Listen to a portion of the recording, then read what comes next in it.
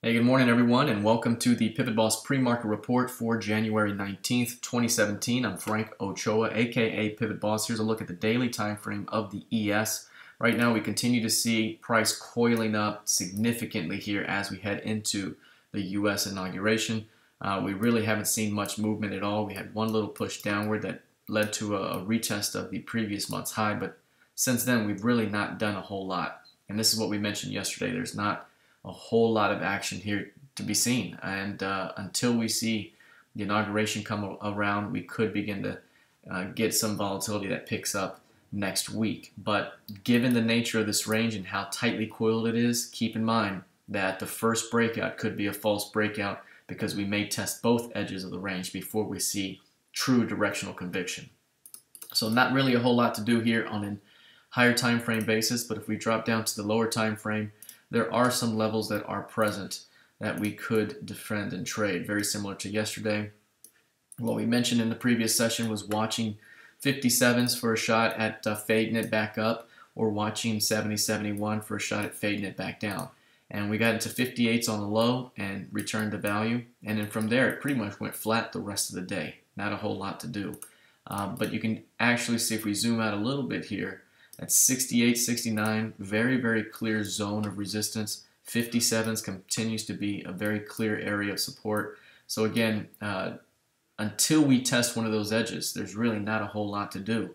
In here, around 1 and 5 day VPOC and value doesn't offer any edge in this zone. The edge is down here and up here, right, out at the edges of this range. So once price gets out into 58, 57, it could be an opportunity to swing it back towards 64s. If price gets out here to 68, 69, 70, it could be an opportunity to bring it back again to about 64s. But until that happens, not really a whole lot to do at this time. All right, let's take a look here at crude oil. Crude oil actually had some interesting behavior the previous session here. You can see that at these highs in the daily time frame, we're really continuing to coil up here. We have this impulse range that is built out, and we've stayed mainly in that range. We had one foray outside and quickly got pushed back inside. So we're really just coiling up again. We're seeing some tightly coiled price action, and that's building energy for a significant move to come. But at this time, we're stuck in a 4 or 5 day range. And again, fading the edges is the best approach, if at all.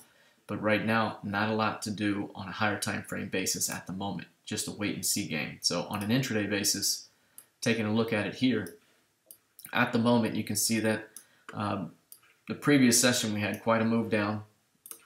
Got that move up right away off 53s, and then boom, this thing slams right into our 5170 key level from the FOMC day back in December, and then that led to a move right back up here. And so far, we're just kind of chopping in this range now.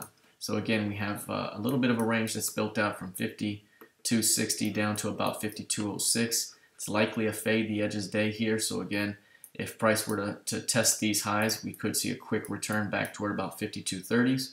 If price were to test down these edges into 52, again, it could be a short-term opportunity back up. So right now, again, it's a fade the edges type of session, and you have to be patient for watching those edges. Otherwise, anything in the middle is just going to be a grind and chop. All right, let's take a look at gold futures here. Taking a look at the higher time frame of gold. One thing we looked at the previous session was how price had rallied and was holding at the midpoint of that day. And this is something we talked about, that right now we're still in an uptrending market. Still in an uptrending market. So the flow is still up. Every pullback has been a buying opportunity. One thing we mentioned was that bulls were want to defend the midpoint of that range, but any failure to do so would lead to more of a pullback here. Now, one thing we did notice is that in this uptrending market, failure to hold the previous session's low leads to another burst up. Failure to hold below the previous session's low, another burst up. Failure to hold, another burst up. Here, we just tested below the previous session's low, and we're seeing a tail.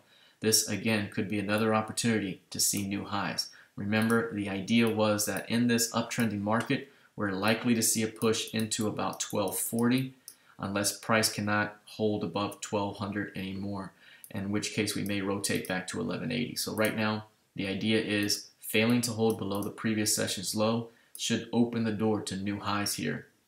especially if 1200 continues to hold. So that's the pivot to watch. This is the setup. So we're watching for another round of strength here at some point. Now let's take a look at the NQ. The higher time frame NQ shows that we're just sitting up here at highs, holding after rallying through 50.20. We saw the pullback here into 49.94. That was the lone idea the previous week, was 94s were going to be very important. And we were looking for any sign that this could be a rejection. But as the price pushed higher and closed higher and higher, the expectation was the first retest would be a buy for new highs. Since that has happened, we've basically gone flat. So again, not a ball game being played right now on a swing basis at the moment. We're just kind of building energy at these highs. And so far, as long as we continue to hold above 49.94, this thing continues to quietly hold and push a little bit higher. So again, we'll have to see how the inauguration plays out for this market, because once that happens, we could begin to see some new volatility enter the market. Now, if we take a look here at the intraday time frame for the NQ, again, you want to be patient about playing the edges. And that's one thing we talked about in the trading room yesterday, is that the edges of the range is where it's at. And every time we get down here to an edge, we're looking for this thing to swing back up toward value and perhaps toward the opposite edge. Once we get up here, we're looking to fade it right back to value and perhaps to the opposite edge. And we saw both of those play out on both sides of the range. So again, that's basically the plan of attack again today. We see that 50-60 half is another edge up here. There's the overnight high. That's the previous week's close. So should price test into 50-60, 50-62, somewhere in that zone and fail, then that could be an opportunity to bring it back toward value and perhaps the opposite side of the edge. Likewise, if we come down here and test the previous session's low into 50-34s, or even get down just below that zone, breaking through these lows and testing this edge offers another opportunity back up. If we're not testing edges, you're probably in the middle of the grind and chop, and again, that offers no edge at this time. All right, let's see how it plays out the rest of the session. Trade well, and we'll see you soon.